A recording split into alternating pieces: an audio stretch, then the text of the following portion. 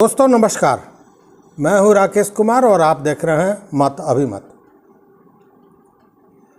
आनंद मोहन जो आजीवन कैद की सज़ा काट रहे हैं वो किसी भी क्षण रिहा हो सकते हैं। नीतीश कैबिनेट ने कारा कानून में संशोधन करने के बाद उनके रिहाई में जो अड़चनें थीं उनको हटा दिया है। आपको याद होगा कि पिछले दिनों 10 तारीख को नीतीश कैबिनेट ने कारा कानून में संशोधन किया, जिसके तहत ये था कि वैसे लोग जो किसी सरकारी अधिकारी या कर्मचारी की हत्या के आरोपी हैं या हत्या के सज़ा याफ्ता हैं या कोई आतंकवादी घटना के जुड़े हुए हैं या देशद्रोह का मामला है, देश की सुरक्षा का मामला है, वैसे लोगों को परिहार कानून का लाभ नहीं दिया जाता था। लेकिन क्योंकि इस तरह के अपराधों को सामान्य हत्याएं जो होती हैं, जो अपराध होता है, उससे अलग माना जाता था। लेकिन नीतीश कुमार द्वारा किए गए संशोधन के बाद अब सरकारी सेवक या सरकारी अधिकारी कर्मचारी की हत्या के मामले को सामान्य हत्या के रूप में लिया जाएगा और उसके चलते जो परिहार कानून का लाभ नहीं मिल रहा था वो लाभ अब मिल सकता है। पहले ये था कि उस तरह का अगर कोई आरोपी है और वो अपनी सज़ा पूरी भी कर लिया है तो जब तक सरकार द्वारा उसको बाहर आने के लिए स्वीकृति नहीं दी जाएगी वो नहीं आ सकता था। लेकिन अब ये मामला समाप्त हो गया है। तो कहने का मतलब कि आनंद मोहन किसी भी समय जेल से रिहा हो सकते हैं। कहने की बात नहीं है कि ये आनंद मोहन के प्रति जो प्यार है इसके 2-3 कारण हैं। सबसे बड़ा कारण यह है कि चुनाव आने वाला है और चुनाव में राजपूत जाति को अपने तरफ करने का ये बहुत बड़ा फंडा है। क्योंकि आपको याद होगा 2019 का जो चुनाव हुआ था उसमें राजपूत जाति पूरी तरह बीजेपी के साथ थे, तो उसको अपनी ओर, महागठबंधन अपनी ओर लाने के लिए ये किया गया है। ये नीतीश कुमार ने किया है, राजद भी ये चाहती थी। लेकिन अब एक बहुत बड़ा प्रश्न उठ गया है कि ये जो सियासी तीर नीतीश कुमार ने चलाया, यह तीर किसके तर्कस में जाएगा, जदयू के या राजद के? चूँकि पहले से जो तर्कस है वो है बीजेपी का।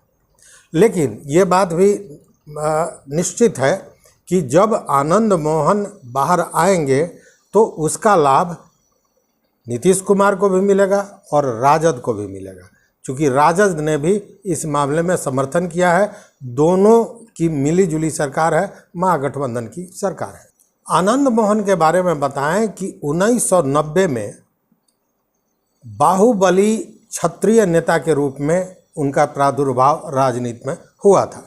जातीय राजनीति हावी थी बिहार में और पिछड़ी और अगड़ी जाति की जो लड़ाई चल रही थी उसमें पिछड़ी जाति के राजनीति में बढ़ते प्रभाव के बाद आनंद मोहन आए थे राजनीति में और एक बाहुबली राजपूत नेता के रूप में, अगड़ी जाति के नेता के रूप में। उन पे इसके चलते कई आपराधिक मामले भी दर्ज हुए और उनको आरोपी बनाया गया।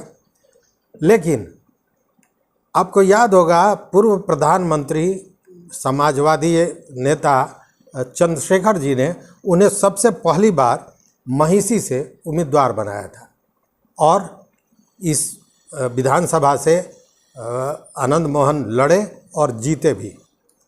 उस समय आपको याद होगा कि अगड़े पिछड़े की जो लड़ाई हो रही थी उसमें पिछड़े वर्ग का नेतृत्व कर रहे थे लालू प्रसाद यादव, एक छत्र नेता माने जाते थे पिछड़ों की, और इधर कोसी क्षेत्र में अगड़ों के नेता के रूप में सामने आए थे आनंद मोहन। लेकिन पिछड़ों के नेता लालू यादव के समर्थन में खड़े थे एक और बाहुबली नेता जिनका नाम है पप्पू यादव। और उस समय पप्पू यादव सिंहेश्वर से विधानसभा का चुनाव लड़े थे और जीते थे। तो कोसी क्षेत्र में 2 ही नेता का वर्चस्व उन दिनों हुआ करता था 90 के दशक में। एक थे अगड़ों के नेता आनंद मोहन और पिछड़ों के नेता पप्पू यादव। स्वाभाविक है कि उस स्थिति में जो वहाँ पे जातीय तनाव था, जिसके चलते कई बार खूनी संघर्ष भी हुआ, और इस संघर्ष में सहरसा, पूर्णिया, सुपौल, मधेपुरा आदि ये सारे जो क्षेत्र थे ये प्रभावित थे कहीं न कहीं। 1990 में ही आनंद मोहन ने बीपीपा का गठन कर लिया था। बीपीपा मतलब बिहार पीपुल्स पार्टी। बड़े दमखम के साथ, बड़े जोर से ये पार्टी बनी थी, लेकिन ये पार्टी बहुत दिनों चल नहीं सकी। उसके बाद आया 1995, और 1995 के चुनाव में एक बड़ा टर्न आया आनंद मोहन के राजनीतिक जीवन में, और उसका कारण यह था कि वैशाली से उनकी पत्नी लवली आनंद राजद के प्रत्याशी को चारों खाने चित्त करती थी, और जैसे ही ये राजद की हार हुई लवली आनंद के हाथों, पूरे बिहार में जो लालू यादव के उस समय के राजनीति से का विरोध करने वाले लोग थे या उससे त्रस्त लोग थे, उन लोगों को लगा, या यूं कहें कि अगड़ी जातियों को लगा कि एक ही मसीहा बन के आ सकता है जो लालू यादव को हरा सकता है, उसका नाम है आनंद मोहन। कहने का मतलब है कि ये जो राजनीति की शुरुआत हुई, जो प्रादुर्भाव हुआ आनंद मोहन का, वो कहीं न कहीं लालू यादव के विरोध से ही हुआ था। चूँकि अगड़ी पिछड़ी जातियों की राजनीति चल रही थी, और लालू यादव का विरोध करके वो राजनीति में आए थे, उन्होंने अपना सिक्का जमाया था। और राजनीति किस तरह पासा पलटता है कि आज वही राजद आनंद मोहन को रिहा करने जा रहा है, मतलब महागठबंधन। इसके पीछे क्या कारण है? इसके पीछे सबसे बड़ा कारण है कि राजद, जैसे मैं तब से जो बातें कर रहा हूँ उसमें मैंने बार बार कहा पिछड़ी जाति के नेता लालू यादव, ये मैंने कहा है और ये सच भी है। लेकिन कालांतर में स्थिति बनती ये चली गई कि राजद को माई समीकरण का माना जाने लगा, मतलब कि मुस्लिम और यादव का दल बन गया राजद, और इसी के प्रभाव से राजद अपनी हस्ती को बनाए रखने में कामयाब रहा। लेकिन पिछले दिनों जो राजनीतिक उलट पुलट हुई, और जब राजद का एक तरह से कहें कि कमान तेजस्वी यादव के हाथ में आया, तो नई सोच के तहत उन्होंने नई राजनीति शुरू की और राजद को MY समीकरण से हटाकर A to Z समीकरण में लाई। कहने का मतलब कि अब उनका कहना यह है कि राजद केवल मुस्लिम और यादव का नहीं, राजद सभी जातियों का, अगड़ी, पिछड़ी, अल्पसंख्यक सभी जातियों की पार्टी है, मतलब सभी जातियों का इसमें समावेश है। राजपूतों की संख्या बिहार में हम देखें तो 1930 में, मतलब लगभग 90 साल हो गए, 1930 में जो जनगणना हुई थी उसमें राजपूतों का बिहार में जो प्रतिशत था वो 4 था। निश्चित रूप से वो प्रतिशत बढ़ा होगा, 6 हुआ होगा, 8 हुआ होगा, क्योंकि अभी कोई जनगणना तो हुई नहीं है। उस स्थिति में केवल एक अनुमान लगाते हैं लोग, लेकिन ये मान के चला जाए कि 4 से 6 तो हुआ ही होगा।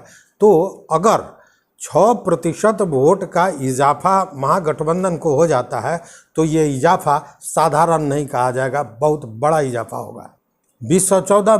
2014 के चुनाव को अगर आप याद करें तो आप देखेंगे कि राजपूतों का पूरा समर्थन बीजेपी को था। अब उस समर्थन को अगर महागठबंधन अपनी ओर ले लेता है तो ये डबल धमाका होगा, मतलब उतना इनमें इजाफा होगा और उसमें घटेगा। तो ये गुणात्मक अंतर होता है ये वोट की राजनीति में।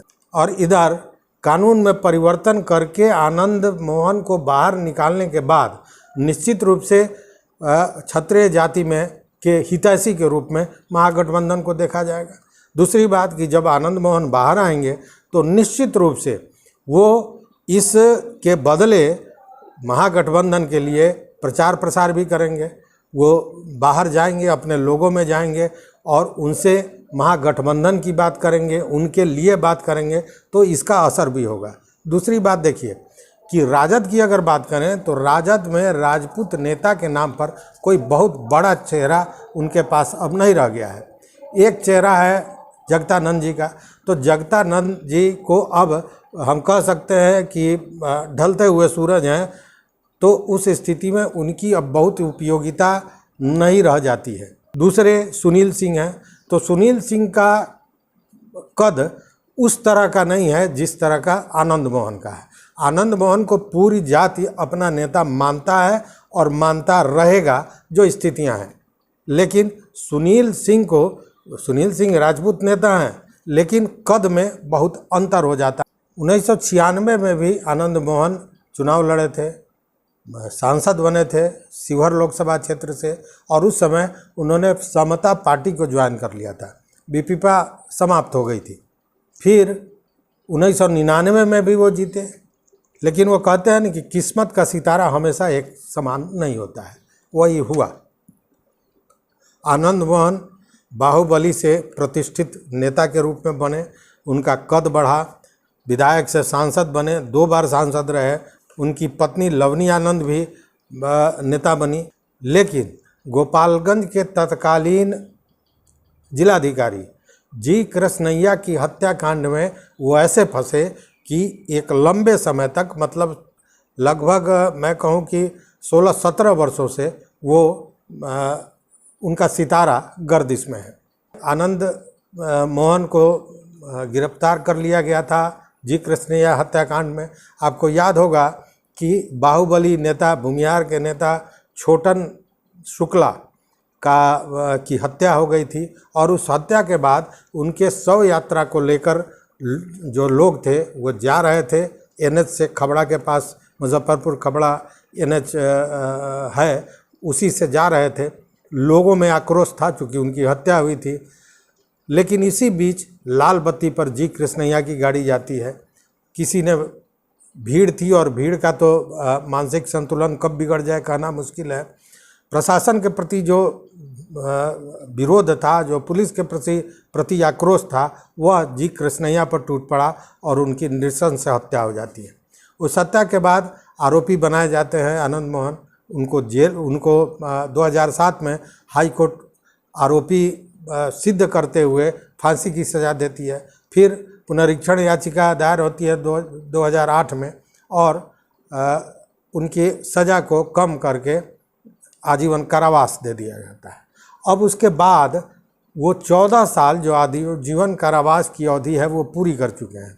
लेकिन अब मामला इसमें अटका हुआ था कि परिहार कानून का लाभ उनको नहीं मिल रहा था, और इसी के लिए अपनी सियासी गोटी खेलते हुए नीतीश कुमार और तेजस्वी यादव, मतलब महागठबंधन की सरकार ने, उनकी कैबिनेट ने बाज़ाब्ता इस कानून में संशोधन किया और आनंद मोहन के बाहर आने का रास्ता पूरी तरह साफ कर दिया। तो निश्चित रूप से आज या कल किसी भी समय आनंद मोहन जेल से बाहर आ सकते हैं, जेल से बाहर आएंगे और फिर एक बार आनंद युग की शुरुआत होगी। बहुत बहुत धन्यवाद वीडियो देखने के लिए। लेकिन अगर चैनल पर नए हो तो निश्चित रूप से सब्सक्राइब कर लीजिए, वो घंटी जैसी आकृति है वो दबा दीजिए ताकि हम जो वीडियो बनावें वो आप तक पहुँचे। बहुत बहुत धन्यवाद, कोटिशः आभार।